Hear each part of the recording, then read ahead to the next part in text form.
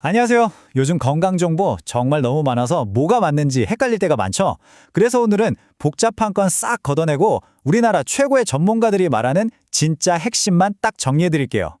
단순히 오래 사는 걸 넘어서 진짜 건강하게 사는 비결이 뭔지 지금부터 같이 한번 파헤쳐 보겠습니다. 우리가 100세 시대, 100세 시대 얘기하는데 이게 과연 축복일까요? 만약에 인생의 마지막 10년, 20년을 아픈 상태로 누워 지내야 한다면요.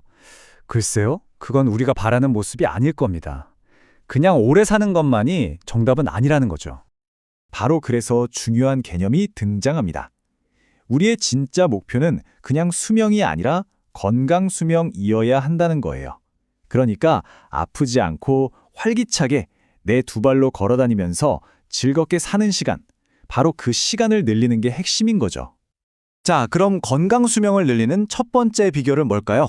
아마 대부분 식단이나 운동을 떠올리셨을 텐데요. 놀랍게도 전문가들은 이 둘을 합친 것보다 이것이 더 중요하다고 말합니다. 바로 잠입니다. 정말 의외죠? 김주환 교수님은 이렇게까지 말씀하세요. 잠은 건강의 가장 기본적인 토대, 그러니까 기반 공사 같은 거라고요. 이 기반이 무너지면 그 위에 아무리 좋은 음식을 먹고 열심히 운동을 해도 소용이 없다는 겁니다. 그래서 하루 7시간에서 8시간의 충분한 수면은 다른 무엇과도 타협할 수 없는 절대 원칙이라고 강조하십니다. 이게 얼마나 중요한지 보여주는 아주 재밌는 증거가 있어요. 바로 서머타임 효과라는 건데요. 이게 뭐냐면 전 세계적으로 매년 일어나는 일종의 거대한 자연 실험 같은 거예요. 서머타임이 시작돼서 우리가 잠을 딱 1시간 덜 자게 되는 날 있죠? 바로 그 다음 날 심장마비 발생률이 무려 24%나 급증합니다. 반대로 서머타임이 끝나서 1시간을 더 자게 되면요. 21%나 뚝 떨어져요. 고작 1시간의 잠이 우리 심장에 이렇게나 직접적인 영향을 미치는 겁니다. 정말 놀랍지 않나요? 그리고 우리가 깊이 잠든 사이에 우리 뇌에서는 정말 엄청난 일이 벌어집니다. 바로 글림프 시스템이라는 뇌 청소 시스템이 가동되는 건데요. 낮 동안 뇌에 쌓였던 온갖 노폐물과 독소들, 특히 치매를 유발하는 걸로 알려진 베타아밀로이드 같은 단백질 찌꺼미까지 싹 청소해 주는 거죠. 그러니까 잠은 그냥 쉬는 게 아니라 뇌 건강을 지키는 필수적인 유지 보수 시간인 셈입니다. 자, 잠이라는 튼튼한 기반을 다졌다면 이제 두 번째 기둥인 식단으로 넘어가 볼게요. 여기서는 세 가지가 다 중요해요. 뭘 먹는지, 뭘 피해야 하는지, 그리고 또 하나, 언제 먹는지까지 말이죠. 전문가들의 조언을 한번 종합해봤습니다. 전문가들이 하나같이 추천하는 장수 식단을 보니까요. 이게 참 신기하게도 우리가 잘 아는 건강한 한식 밥상이랑 정말 많이 닮아 있어요.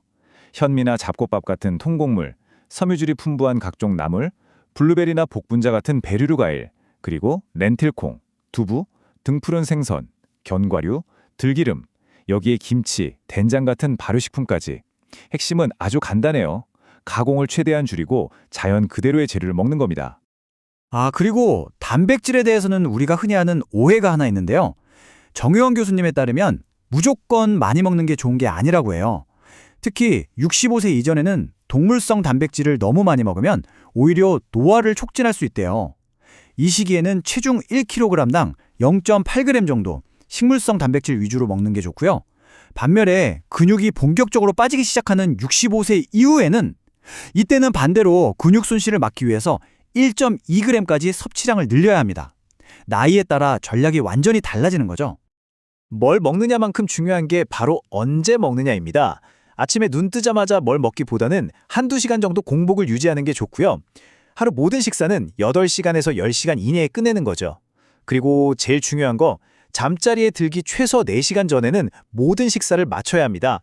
위를 비운 상태로 잠들어야 혈당 관리도 잘 되고 우리 몸이 소화에 에너지를 뺏기지 않고 온전히 회복과 재생에 집중할 수 있거든요. 깊은 잠은 여기서부터 시작되는 겁니다. 자, 세 번째 비결은 바로 운동입니다.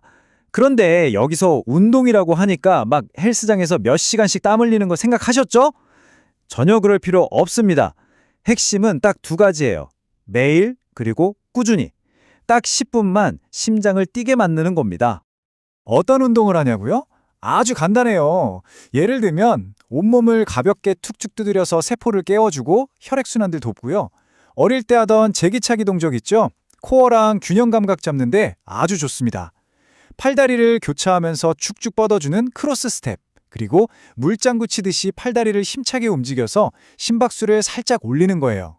이런 간단한 동작들로 딱 10분이면 충분합니다.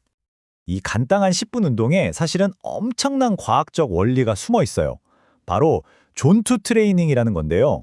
숨이 턱끝까지 차는 고강도 운동이 아니라 옆 사람이랑 대화가 가능할 정도의 저강도 유산소 운동을 말해요. 이렇게 하면 우리 몸의 에너지 공장인 미토콘드리아가 지방을 에너지원으로 쓰는 훈련을 하게 돼요. 이게 효율적으로 잘 되면 전반적인 체력과 건강 수명이 정말 놀랍게 좋아집니다. 자, 이제 마지막입니다. 잠, 식단, 운동, 이 모든 신체적인 습관들을 평생 지속 가능하게 만들어주는 가장 강력한 동력, 그건 바로 우리의 마음가짐입니다. 노화를 어떻게 바라보느냐, 그 태도가 모든 걸 결정하거든요. 노화 연구의 세계적인 대가이신 박상철 교수님께서 이런 말씀을 하셨어요. 노화는 쇠퇴의 과정이 아니라 생존의 과정이다. 정말 머리를 한 대 맞은 것 같은 말이죠. 나이가 든다는 건 우리가 쇠약해지고 끝을 향해 가는 게 아니라 이 험한 세상에서 오랫동안 살아남았다는 증거이자 우리 몸이 그만큼 지혜로워졌다는 뜻이라는 겁니다. 관점을 이렇게 바꾸는 것만으로도 정말 많은 게 달라지겠죠? 그래서 박 교수님은 건강한 장수를 위해 아주 간단하고 명쾌한 3가지 원칙을 제안하십니다. 바로 하자, 주자, 배우자입니다. 첫째, 하자. 나이 핑계 대지 말고 내가 할 수 있는 일을 계속 찾아서 하는 겁니다. 둘째, 주자. 내 재능이든 시간이든 내가 가진 걸 다른 사람과 나누면서 사회와 계속 연결되는 거죠. 마지막으로 배우자. 세상이 어떻게 변하는지 늘 호기심을 갖고 배우면서 뇌를 계속 젊게 유지하는 겁니다. 수면, 식단, 운동, 그리고 마음가짐. 오늘 우리가 함께 살펴본 건강 수명을 위한 4개의 기둥입니다. 자, 이 이야기를 들으신 여러분은 오늘 당신의 빛나는 미래를 위해 이 중에서 무엇부터 한번 시작해 보시겠어요? 오늘 시작하는 작은 실천 하나가 분명 10년 뒤, 20년 뒤 당신의 모습을 완전히 바꿔놓을 겁니다.